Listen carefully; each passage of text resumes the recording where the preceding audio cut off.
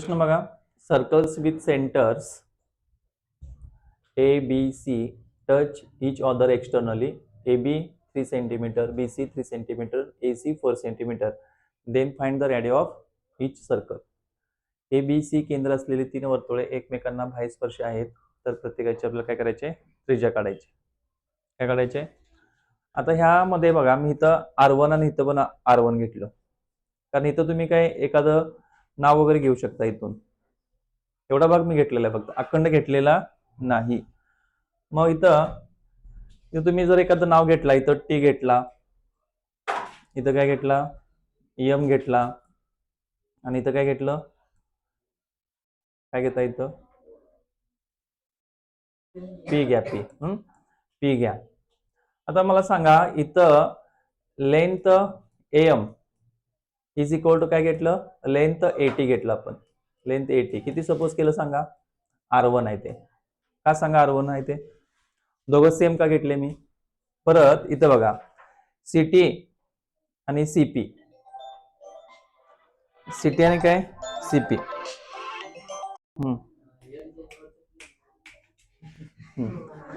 M आणि eighty काय झालं, R1 आहे. परत बीएम बघा, length BM, length BM is equal to काय, लेंथ बीपी. हे पण किती सेम मांडलेलं आहे बघा मी. बीपी किती आहे, R2 आहे. दोघं पण किती आहेत, R2. चला, लेंथ परत काय सांगितले मी, लेंथ सीटी आणि लेंथ कोण आहे, सीपी ना काय म्हटलं मी, R3 म्हटलं. आणि याला एकच कारण द्यायचं आहे, radius of the same circle. Radius of the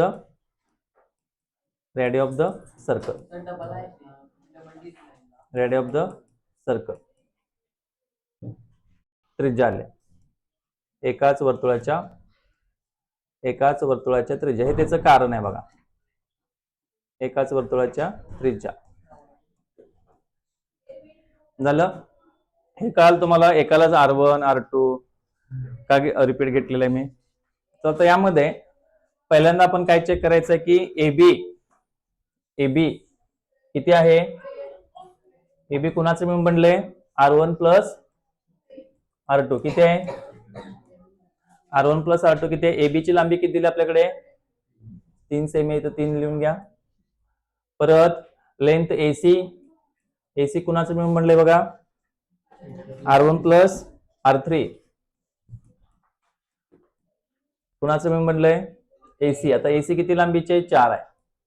परत इथं बीसी किती आहे सांगा, R2 प्लस R3 किती आहे, 3 आहे. आता यामध्ये हे इक्वेशन क्रमांक 1 आहे. हे काय झालं, 2 द्यायला क्रमांक, ह्याला काय करा, 3 द्या.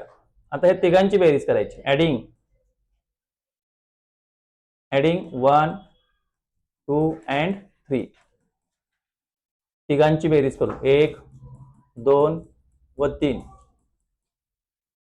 तिघांची बेरीज. तर आता तिघांची बेरीज केल्यावर काय काय होते सांगा. Therefore R1 R2 R1 R3 R2 आणि R3 बरोबर 3 अधिक 4 अधिक 3. प्रत्येकी 2 2 आले, 2 R1 होणार, 2 R2 होणार आणि 2 R3 होणार. आणि तिघांची बेरीज काय झाली, 10 होणार. लक्षात ठेवा. आता 2 कॉमन काढायचे यातलं, मग इथं आलं R1 plus R2 plus R3, बघ किती 10 आले. आता हे बे पंच काय झालं, 10 कट होते. तिघांची बेरीज किती आली, R1 R2 आणि R3 त्याला 5 आलं. इक्वेशन नंबर किती मिळाला आपल्याला, 4 मिळालं. त्यानंतर आपल्याला काय करायचं बघा, हे जे का नाही इक्वेशन 1 and 4 आपण विचार काय करायचा आहे, फ्रॉम 1 and 4. चला, 1 आणि 4 वरून काय दिसतंय, 1 व 4 वरून, 1 व काय 4 वरून. आता 1 व 4 वरून काय कळते सांगा, ह्याची किंमत आपल्याला माहिती आहे, R1 प्लस R2 माहिती आहे का आपल्याला, 3 आहे. मग R1 plus R2 plus R3 तिघांची मिळून बेरीज 5 आहे. या दोघांचं काय ठेवायचं, 3 ठेवायचं आणि इकडे 5 अधिक 3 इकडे काय होते, 5 वजा 3 किती आलं आपलं 2 आलेलं आहे. मग R3 मिळालं बघा आपल्याला. किती मिळालं R3 किती मिळालं 2 मिळालं. म्हणजे एक आन्सर आपल्याला मिळाला इथं, एक रेडियस मिळाली आपल्याला. एक रेडियस काय झाली मिळाली.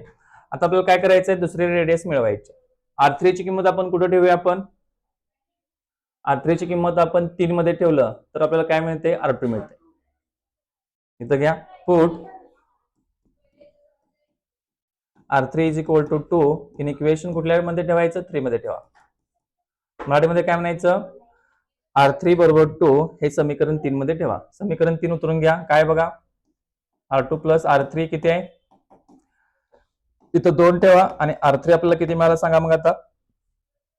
देअरफॉर R3 आपल्याकडे किती मिळणार R3 बरोबर किती असणार आहे 3 वजा 2 किती आलं 1 आलं. मग R3 ची आपल्याला किंमत मिळाली. आपल्याला काय काय मिळालं सांगा R3 झालं का आपलं परत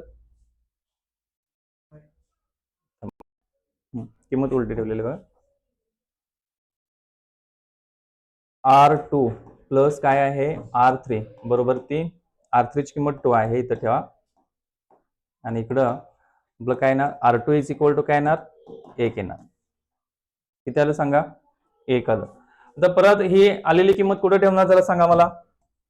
ही आलेली किंमत आता कुठे ठेवणार put R2 is equal to 1 in equation कुठे ठेवा. इक्वेशन जर आपल्याला काय पाहिजे होतं आता 1 मध्ये ठेवा इक्वेशन 1. इक्वेशन 1 उतरून घ्या. R1 प्लस R2 किती आहे 3 आहे. R2 ची किंमत आपल्याला किती 1 ठेवायची आहे. मग R1 किती मिळणार 3 वजा 1 किती आलं 2. सगळ्या रेडियस मिळाल्या का बघा आपल्याला. चला सगळ्या रेडियस काय काय मिळाल्या R1 किती मिळालं R2 किती मिळालं आणि R3 किती मिळालं.